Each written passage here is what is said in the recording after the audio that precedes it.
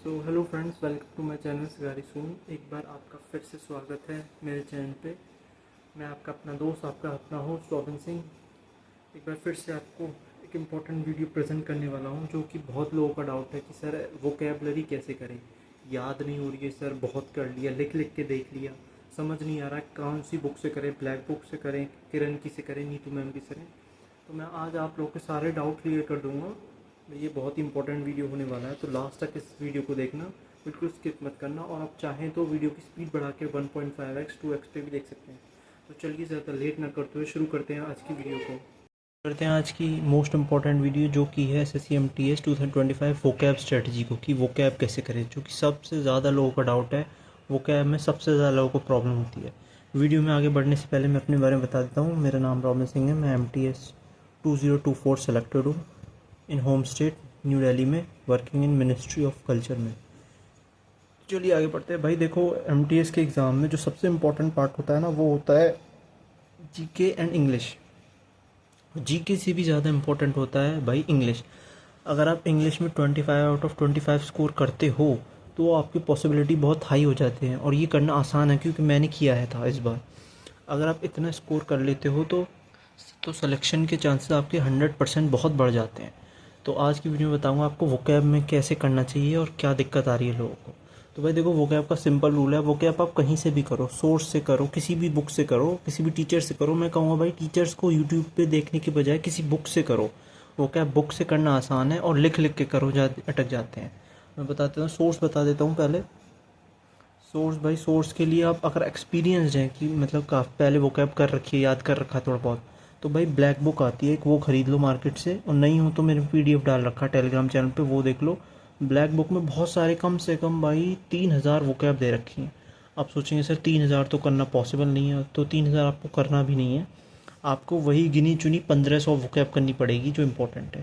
क्योंकि black book में ऐसे दे रखा है भाई, जैसे ये 1 2 3, यहाँ पे ये कोई वर्ड है, ये वो कैब दे रखी है, तो यहाँ पे एक नंबर डाल रखा होगा 1, ब्लैक कलर में 2 या 3। ये वो नंबर है कि भाई अब तक SSC में कितनी बार ये वो कैब रिपीट हुई है, यानी 1 बार, 2 बार, 3 बार। और कुछ ऐसी वो कैब भी हैं जो रिपीट ही नहीं हुई, ब्लैंक है यहाँ पे।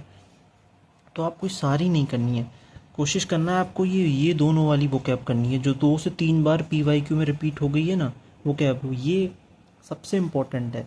अब इन दोनों को, जो एक बार आई और जो एक बार नहीं आई, तो स्किप ही कर देना है बिल्कुल।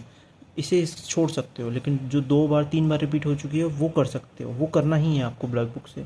और ब्लैक बुक में आसानी से कर सकते हो। अगर आप हो मतलब फ्रेशर्स नहीं हो, ये उनके लिए बता रहा हूँ मैं, जो पहले से वो कैब कर रहे हैं।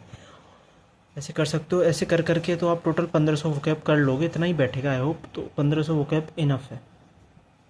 अब आ जाते हैं उनके लिए जो लोग फ्रेशर्स हैं, जो बोलते हैं सर हम अभी तैयारी करने लगे हैं SSC-MTS 2025 की, इंग्लिश कैसे करें, वोकैब में दिक्कत आ रही है। तो भाई वोकैब के लिए आप सबसे पहले ब्लैक बुक तो लेना मत। ब्लैक बुक सेकंड सोर्स है बाद में। अब ये फर्स्ट फेज़ पे तैयारी में हो तो आप नीतू मैम की बुक आती है KD कैंपस की, एक सेकेंड मैं आपको वो दिखा देता हूँ। अभी नीतू मैम की बुक नहीं है, वो बाद में आपको फ़ोटो डाल दूँगा। फ़िलहाल मैं ब्लैक बुक दिखा देता हूँ आपको। ये होती है black book of English vocabulary. ये आप 2023 का एडिशन है। आप नया वाला लेना चाहे तो नया वाला ले लेना, पुराना मत लेना। 24 तक का लोगे तो भी काम चल जाएगा। इसमें आपको दिखा देता हूँ जो मैं अभी बता रहा था कि कैसे वोकैब दे रखी है। तो देखिए, जैसे ब्लैक बुक में वोकैब है, इसमें दोनों में आपको ऐसे बहुत सारे वर्ड मिल जाएंगी सिनोनिम में। इसमें आपको इनका इंग्लिश में हिंदी का भी मीनिंग मिलेगा और इंग्लिश का भी मिलेगा। जो मैं बात कर रहा था, देखो ये है, जैसे ये वर्ड है सर्टेन। सर्टेन मतलब श्योर। ये कितनी बार आया? 2 बार ओह सॉरी, 2 बार रिपीट हुआ है। ये एक भी बार रिपीट नहीं हुआ, ये छोड़ देना, याद नहीं करने। ये कितनी बार हुआ? च्योस, अशांति। तो वही 6 बार आया, तो ये मोस्ट इंपॉर्टेंट हो गया, तो आपको करना ही है। ऐसे ही इस बुक में सारे मार्कर हैं, 2 बार 2 बार। यहाँ देख सकते, जो ब्लैंक है वो आपको नहीं करनी है, और जो नंबर रिपीटेड है वो करने हैं। और लास्ट में थोड़ा आप आगे बढ़ेंगे तो यहाँ पे ध्यान से देखना पड़ना, black book of vocab 100 most repeated सुने SSC एग्ज़ाम। ये वो 100 मोस्ट इंपॉर्टेंट है, ये तो आप छोड़ ही नहीं सकते हो। 100 तो सारे करने हैं। ये इसमें ये नहीं कि भाई ये रिपीट ही सारे, देखो सबसे ज़्यादा रिपीट ये हुए हैं, यहाँ पे नंबर डाला हो, तो ये तो सारे करने हैं। तो ये मैंने बता दिया उन लोगों के लिए जो ब्लैक बुक से करना चाहते हैं। और रही बात नीतू मैम वालों की, नीतू मैम वालों भी भाई सेम है, उन्होंने सारे PYQ दे रखे हैं, उन्होंने नंबर नहीं डाल रखे। जैसे ये वर्ड है कुछ, ये वर्ड है, इनका हिंदी में मीनिंग है, यहाँ पे कुछ नंबर नहीं है, ये आपको सारे करने हैं। ये नीतू मैम की बुक में आपको 1500 अप्रॉक्स मिल जाएंगे, ये इनफ है। अगर आप पहले ये कर पाते हो, ये कर लिए, फिर आप ब्लैक बुक पे जाना। अगर यही कंप्लीट नहीं है तो सीधे ब्लैक बुक पे मत जाना, ब्लैक बुक थोड़ा हार्ड पड़ेगा। तो ये था, दोनों के लिए मैंने सोर्स बता दिया, एक्सपीरियंस के लिए और फ्रेशर्स के लिए। अब आगे बढ़ते हैं कि आपको सोर्स तो मैंने बता दिए, करना कैसे है। अब देखो करना क्या है आपको, जैसे डेली आप वोकैब याद कर रहे हो तो बहुत सारी कुछ वैसी वोकैब्स होती हैं भाई जो बहुत ही ईजी होती हैं, वो तो आप जल्दी से याद होते हैं। कुछ मॉडरेट होती हैं और कुछ बहुत हार्ड होती हैं। तो भाई ईजी और मॉडरेट तो आप आसानी से याद कर रहे हो और याद भी रहेंगी, लेकिन कुछ ऐसी हार्ड होती हैं जो आप एक बार याद करिए अगले दिन भूल जाओगे।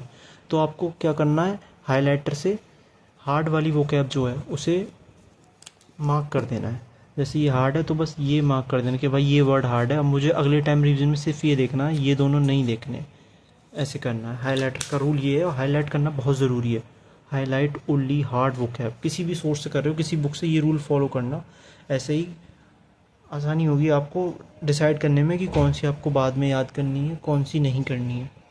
और नेक्स्ट रूल आता है याद करने का। कुछ लोग बोलते हैं सर याद करते हैं भूल जाते हैं, उसके लिए आप लोगों के लिए अप्लाई 2-1 रूल। 2-1 रूल क्या होता है भाई, जैसे मान लो एक बहुत सारी वोकैब है, आपने आज कम से कम 10 वोकैब याद करी, 10, चलो मान लो 20 याद करी, डेली 20, तो आज हो गई, याद कर ली, सुबह बुक बंद कर दी और बाकी सब्जेक्ट पढ़ने लगे। अब जो नेक्स्ट डे आएगा, नेक्स्ट डे आप क्या करेंगे, काफ़ी लोग क्या करते हैं, नई वोकैब करते हैं, न्यू वोकैब, और पीछे वाली का रिवीजन नहीं करते हैं। ऐसा बिल्कुल नहीं करना है आपको।